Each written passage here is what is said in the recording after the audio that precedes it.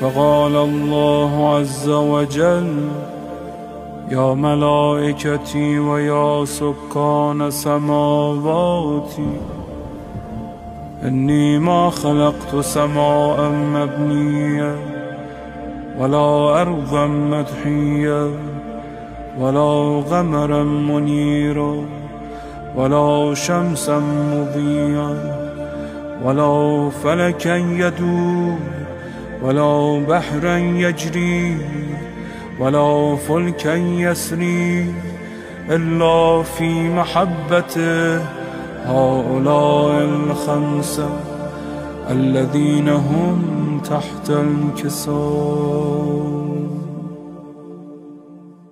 فقال الأمين جبرائيل: يا رب، ومن تحت الكساء؟